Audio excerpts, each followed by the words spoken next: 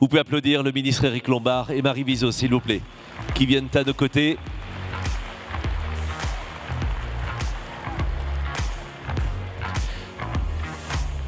Bonjour Monsieur le ministre, bonjour ma chère Marie. Merci de nous proposer chaque année un rendez-vous exceptionnel.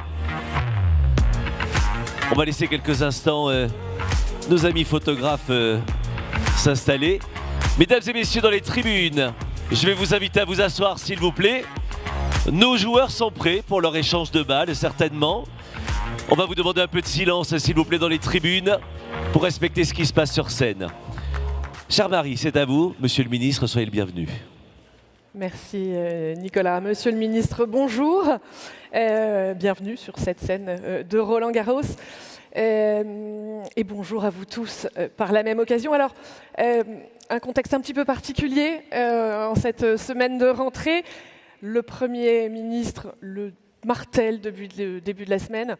Il le redira certainement devant vous sur cette scène tout à l'heure. L'heure est grave, à tel point qu'il va solliciter le 8 septembre un vote de confiance au Parlement. En attendant, le pays souffre, manque d'entrain, d'élan. Les chefs d'entreprise qui sont devant vous aujourd'hui sont dans un brouillard, j'ose dire, de plus en plus épais.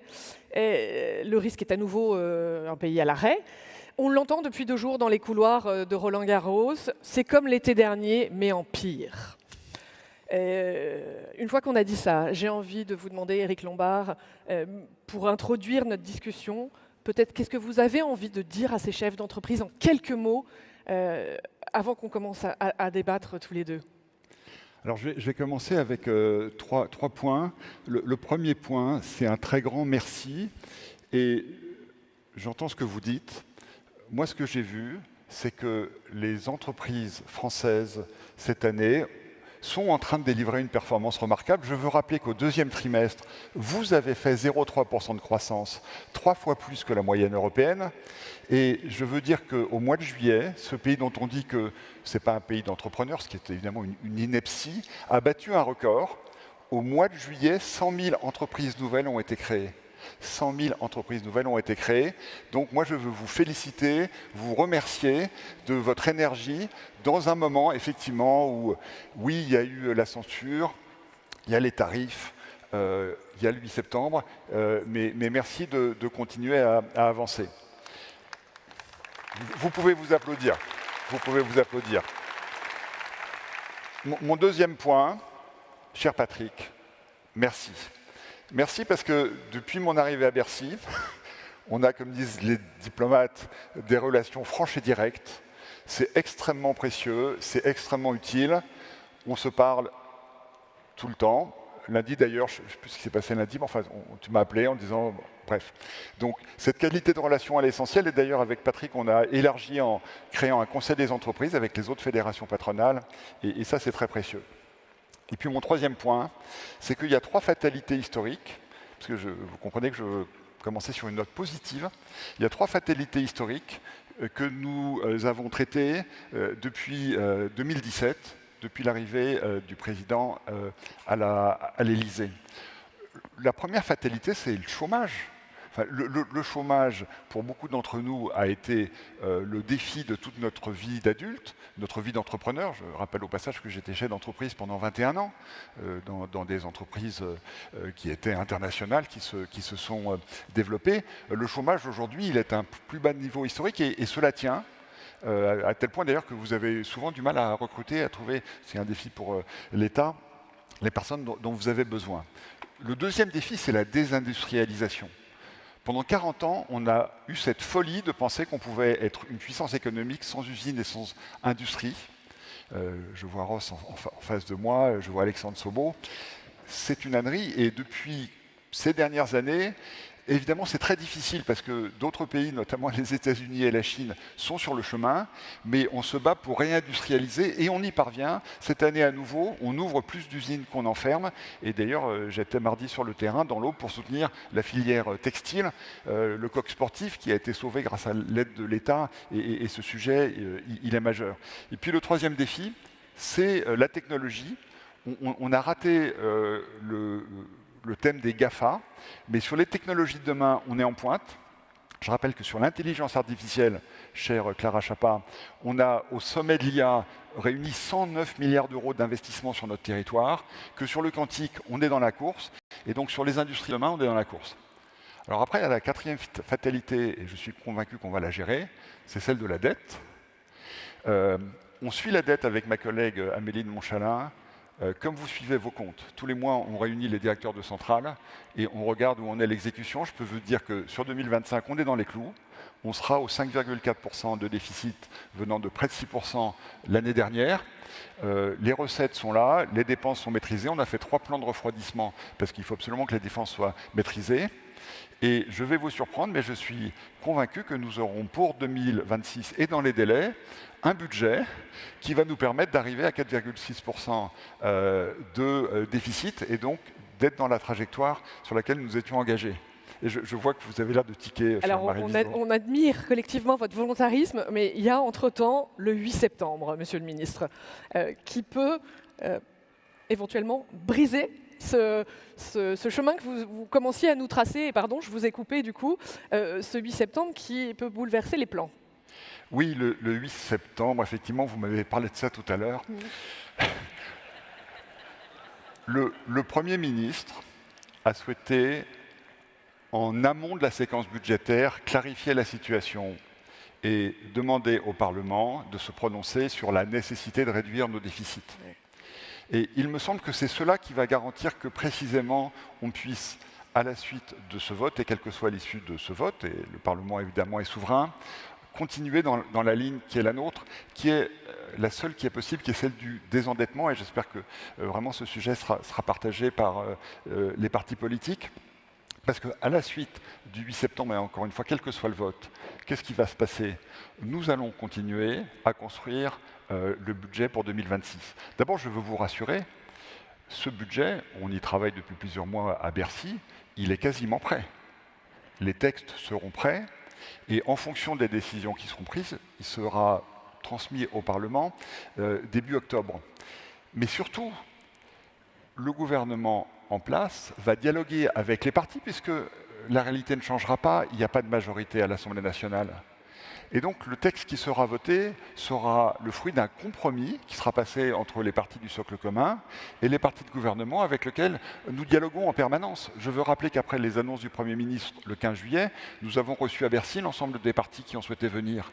Et après la mi-septembre, il y aura à nouveau ces dialogues qui vont nous permettre de parvenir à un accord équilibré, mais un accord qui va poursuivre la réduction de la dette, parce que c'est comme ça que nous devons fonctionner dans notre démocratie.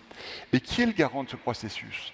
Et surtout, qui est le garant que cette ligne que j'ai rappelée depuis 2017 se poursuive? C'est le président de la République, et il veillera à ce que tout cela puisse se poursuivre. Et je suis prêt d'ailleurs à vous donner quelques détails dans les minutes qui viennent.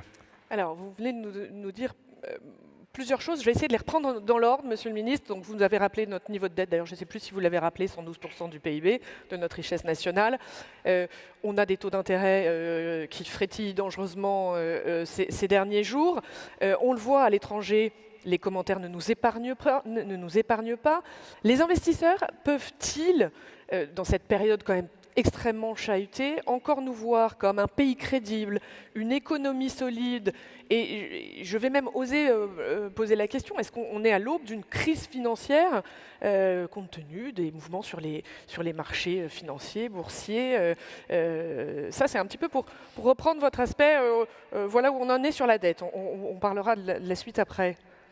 Je ne crois pas à la crise financière parce que j'ai rappelé les 0,3% de croissance. Le pays est riche, le pays se développe, le pays est géré, il est tenu et les entreprises de France font le travail. Simplement, ces incertitudes que tout le monde voit, et je me suis entretenu ce matin avec 2 homologues européens, se traduisent par une augmentation du coût de financement de la dette. Et c'est très embêtant parce que derrière, c'est le coût de financement de l'économie. Raison pour laquelle il est important le plus vite possible de lever ces incertitudes. Et je suis convaincu qu'à ce moment-là, l'écart de taux d'intérêt avec l'Allemagne, le coût de notre dette va diminuer, comme d'ailleurs il a diminué quand nous avons été nommés à la fin de l'année dernière. Et donc c'est pour ça que ce travail doit être mis en place de façon urgente, de façon à rassurer de façon définitive, ou en tout cas durable, les marchés financiers. Je veux dire que dans la dette qui est la nôtre et dans le déficit qui est le nôtre, nous sommes sur les marchés très régulièrement avec la Direction générale du Trésor et nous n'avons aucune difficulté à financer notre économie. Donc je veux rassurer là-dessus. Notre sujet, c'est le coût de la dette qui effectivement est trop élevé, mais encore une fois, les décisions que nous allons prendre vont permettre de traiter cette question.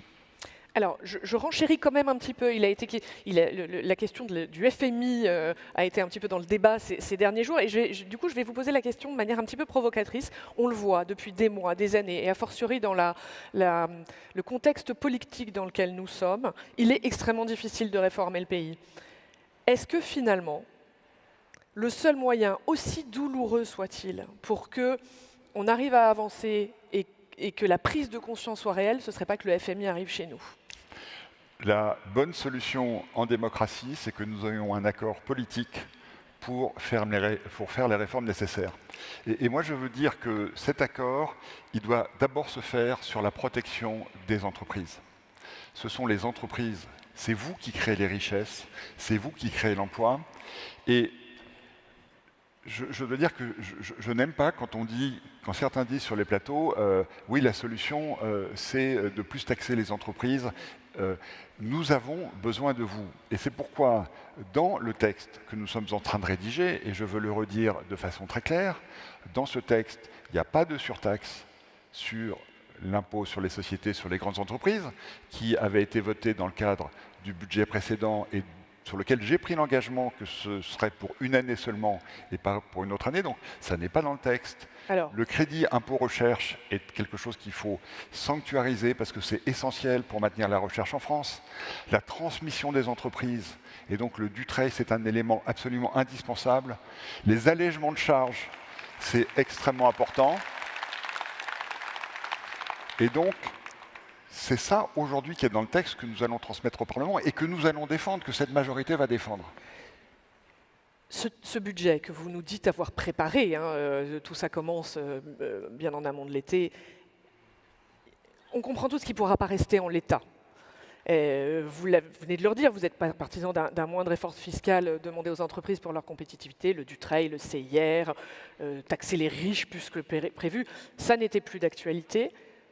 Est-ce qu'il n'y a pas un risque quand même que cela revienne à la faveur des discussions, négociations, tractations, je ne sais pas comment il faut appeler ça, que l'exécutif mène avec les oppositions pour espérer avoir ce vote de confiance avec des gages que vous seriez obligé de donner? Le Premier ministre l'a dit hier, tout sera discutable. Oui, tout sera discutable. Et ça peut faire peur ici. Tout sera discutable. Dans deux limites. Nous devons réduire le déficit. Et nous avons pris l'engagement de réduire le déficit, de réduire l'écart de 44 milliards d'euros. Et nous devons protéger nos entreprises parce que c'est ça qui fait l'emploi, c'est ça qui fait la croissance. Et j'en profite pour dire que dans les idées qui circulent, l'ISF a eu des effets assez nocifs dans notre pays pour que, évidemment, ce soit complètement écarté. Ce qui va être en débat, c'est quoi? C'est un certain nombre de mesures sur lesquelles on peut faire des arbitrages et on ne va pas les discuter ici, on va les discuter avec les parlementaires. Ce qui peut faire l'objet de discussions, c'est le partage de l'effort. Mais pour moi, le partage de l'effort, ce n'est pas une question entre les entreprises et le reste du pays, parce que j'ai dit ce que je pensais du rôle des entreprises. Le partage de l'effort, c'est entre les différentes catégories de Français, entre les salariés et les fonctionnaires, entre ceux qui travaillent et ceux qui sont retraités, et notamment entre ceux qui sont privilégiés par leur travail ou par les successions. Et sur les personnes, je pense que si l'effort n'est pas partagé, on a un problème démocratique qui est légitime. Et c'est là-dessus que, comme vous savez, il y a des idées qui sont en train d'être discutées, qui doivent être dans les limites de ce qui est raisonnable. Lesquelles? On a vu ce qui s'est passé en Grande-Bretagne quand le régime des non-dom a été supprimé et tous les investisseurs qui avaient acheté des mètres carrés à Milan s'en sont bien trouvés parce qu'il y a eu un vol au plan aérien de personnes fortunées de Londres vers Milan. Nous ne voulons pas ça, nous voulons que vous restiez toutes et toutes en France. Donc la limite, c'est que cet effort d'équité soit accepté et compris, et d'ailleurs, nous le ferons aussi dans le dialogue de façon à ce que... mais ces discussions, elles ont déjà commencé en début d'année, donc on est dans un cadre qui doit protéger notre économie, mais encore une fois, c'est un budget qui va être difficile pour les Français, puisque nous allons geler un certain nombre de prestations, nous allons geler les rémunérations des fonctionnaires, nous n'allons pas indexer les retraites. Donc, si cet effort n'est pas partagé, nous avons démocratiquement un problème que je suis sûr que nous pouvons tous comprendre. Mais encore une fois, il se fait dans les limites que j'ai indiquées. Nous voulons rester une des économies européennes en croissance. Nous devons d'autant plus le faire que nous avons la chance d'avoir une relation extrêmement étroite avec le nouveau gouvernement allemand. Ce matin, j'étais avec mon homologue ministre de l'économie allemande. On a le Conseil des ministres franco-allemands. Demain, on va passer la journée sur un agenda de développement économique. Donc, pour cela, il faut que notre économie fonctionne. Et donc, il faut que vous soyez motivés, que vous partiez de ces journées, cher Patrick, avec l'envie de continuer à investir, à recruter. C'est de cela dont le pays a besoin. Alors, on comprend que vous êtes venu rassurer les chefs d'entreprise, défendre cette ligne politique qui est la vôtre. Est-ce que vous comprenez aussi l'inquiétude qui peut poindre, sachant qu'il n'est pas garanti que cette ligne soit toujours d'actualité dans 15 jours ? Je comprends évidemment cette inquiétude, raison pour laquelle merci de m'interroger et merci d'avoir ce dialogue. Cette ligne, qu'est-ce qui la garantit ? Regardez l'Assemblée nationale. La majorité relative est toujours relative, mais elle est plus majoritaire puisque on voit bien qu'il n'y a pas d'alternative. Et les partis qui souhaitent voter contre le gouvernement le 8 septembre, à part éventuellement s'entendre pour voter contre le gouvernement, n'ont pas de projet commun. Et donc, c'est cette majorité relative qui est garante de cette ligne. J'ajouterais que nous avons démontré au début de l'année 2025, à la suite de la censure, en ayant ce budget 25, moi, il me semble que dans la difficulté du temps, dans l'incertitude de temps, et encore une fois, les résultats économiques le montrent, ce budget 25, il permet le développement économique. Il permet le développement économique. Alors souvent, on nous dit, mais ce budget de réduction du déficit, c'est pas bon pour la croissance. Mais ce qui est pire pour la croissance, c'est quand il y a une incertitude qui se traduit par un coût de financement du pays élevé. Et donc, nous pensons que dans la période, le fait de réduire le déficit, c'est bon pour la croissance, et c'est quelque chose qui est partagé, et on l'a démontré sur le budget 25, et je suis convaincu que nous allons le démontrer sur le budget 26. Alors, on va faire de la politique fiction. On va imaginer un instant que la continuité que vous venez d'évoquer soit possible. Nous sommes devant les entrepreneurs. Qu'est-ce qu'il faut faire dans les semaines, mois et j'ose dire années à venir pour que tous ces chefs d'entreprise qui sont devant nous ne posent pas le crayon ? Alors, je me suis déjà prononcé sur les éléments fiscaux. J'ai compris que vous aviez noté les points. Voilà, et on n'est clairement pas entre nous. Donc, c'est une déclaration publique. Il y a un agenda de simplification. Vous m'en parlez souvent. On n'y arrive pas. Il y a un agenda de simplification. On n'arrive pas à simplifier. Sur des sujets, et je ne vais pas vous faire l'insulte de développer les acronymes, vous les connaissez par cœur, CSRD, CS3D. Première chose que nous avons faite depuis que nous sommes arrivés, nous avons remis cela au travail à Bruxelles. Nous avons divisé par 4 le nombre d'indicateurs. Nous avons divisé par 4. La loi simplification que ma collègue Véronique Louwagie est en train de conduire au Parlement, le test PME, l'idée que chaque nouvelle norme soit testée avec les PME avant d'être soumise au vote, ça je pense que c'est une vraie avancée. Et puis le Premier ministre a dit que par ordonnance, on aura un certain nombre d'éléments de simplification. Je veux aussi rajouter un point. Le Premier ministre a décidé de donner plus de pouvoir aux préfets dans les départements pour coordonner l'action des services. Parce que, vous avez raison, c'est très important. Parce que pourquoi est-ce que les Allemands mettent 2 fois moins de temps que nous pour permettre qu'une usine s'installe? Parce que, et chacun dans son rôle, les différentes administrations de l'État disent il faut faire ci. J'ai une très belle discussion avec le préfet du Morbihan sur la rénovation d'une route où il fallait aussi une piste cyclable et personne ne s'était mis d'accord. Il a dit écoutez, c'est simple, on va faire comme ça. Et si vous n'êtes pas d'accord, il y a le tribunal administratif et ça a été fait comme ça. Les préfets, et j'ai eu la même mission avec le préfet de l'Aube mardi, doivent prendre leurs responsabilités. Ils le font. On a des préfets magnifiques dans la République pour simplifier les choses. Donc cet agenda de simplification, il est d'une grande importance. Qu'est-ce qu'il faut faire pour simplifier la vie des entreprises? Cher Bernard Fontana, depuis que vous avez pris la direction générale d'EDF, mandat courageux, d'abord, il nous faut nos 6 EPR et bravo d'avoir bouclé le financement parce que nous avons un avantage compétitif dans la durée. C'est une énergie stable, une énergie décarbonée. La transformation écologique, c'est essentiel. Et Bernard, avec ses équipes, a passé des accords avec notamment les industries énergo-intensives pour que cet avantage compétitif se traduise dans la compétitivité de notre économie, dans des entreprises qui se développent. Donc, c'est tous ces sujets sur lesquels nous continuons à travailler. Sur les négociations commerciales avec les Américains. Alors, certaines entreprises, certains secteurs, pardon, je vous coupe, ils ont le sentiment de sortir un peu perdant des négociations commerciales avec Trump. Et du coup, j'enchaîne sur potentiellement ce que vous alliez me dire. Mais est-ce qu'il faut à l'avenir que la France ou l'Europe adopte une stratégie différente dans ces négociations ou est-ce qu'on est satisfait de ce qui est sorti? Alors, j'ai 2 éléments de réponse. Je voulais effectivement qu'on parle des tarifs. Les tarifs étaient en moyenne de 4,8%. Ils passent à 15%, c'est plus 10%, c'est trop.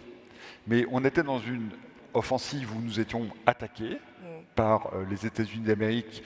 Ma première réunion avec Scott Bessent, mon homologue, il voulait s'occuper de la TVA, des barrières non tarifaires, des tarifs évidemment, de la taxe sur les services digitaux. Donc c'était une négociation où face à cette offensive, on a redressé les choses et moi je pense que 15%, même si on n'a pas eu les exemptions qu'on souhaitait, c'est beaucoup mieux que d'avoir eu 30% à la suite de rétorsions que nous aurions pu prendre, mais qui auraient d'abord frappé le consommateur américain. Donc ça permet en tout cas de stabiliser les choses et nous pensions qu'une des priorités, d'ailleurs on a beaucoup dialogué sur le sujet, je ne veux pas dire que les entreprises endossent cet accord, ça c'est vraiment la responsabilité évidemment du gouvernement, mais il me semble qu'on a un accord qui nous permet de travailler. Cela dit, vous avez tout à fait raison Marie Viseau, il faut qu'on change tout à fait notre doctrine. En fait on était dans une doctrine de libre-échange qui n'est plus respectée par les 2 principales puissances économiques mondiales. Et dans ces cas-là, d'ailleurs, c'est un des enjeux du sommet franco-allemand de demain. Il faut que l'Europe se protège. Davantage. Il faut que l'Europe protège son industrie. Et nous sommes, et j'ai mis ça en priorité de mon action à Bruxelles, sur l'acier. Il faut qu'on ait cette limite de 15% et puis cette barrière tarifaire. Mais il faut que ces barrières, et je n'hésite pas à parler de barrières, de protection, elles permettent aussi de protéger notre chimie, qui est attaquée de façon très vigoureuse. Notre industrie automobile, si importante. Sur l'industrie automobile, les protections sont insuffisantes, il faut qu'on continue à y travailler. Et je pense plus profondément que l'Union européenne doit changer sa doctrine, de façon à ce que l'Europe, qui est une puissance considérable, 450 millions de consommateurs, joue de cette puissance sur le plan économique, comme d'ailleurs nous le faisons de façon beaucoup plus habile qu'on ne le dit sous l'initiative du président de la République, sur l'aspect stratégique, dans la façon dont nous avons pu peser sur un dialogue très compliqué qui s'engage avec la Russie, conjointement avec les États-Unis, pour que nous ramenions la paix en Ukraine. Dialogue aussi, pardon, je ne veux pas être trop long, mais ça touche aussi à l'industrie, sur la défense européenne. Avec Sébastien Lecornu, nous avons eu une initiative pour réunir tous les investisseurs de la place, pour leur dire, et ça aussi ça change, beaucoup d'investisseurs considéraient que la défense, ce n'était pas conforme aux règles éthiques. C'est le contraire. La défense, ça protège notre démocratie, ça protège notre pays. Beaucoup d'investisseurs ont changé leurs règles pour financer une initiative très forte pour augmenter l'investissement dans la défense. Et nous avons obtenu, et je me suis battu pour ça, au niveau européen, pour que cette défense, évidemment, repose sur l'industrie européenne. Sachant que notre industrie de défense, elle est très bonne et que, donc je suis certain qu'elle pourra en bénéficier.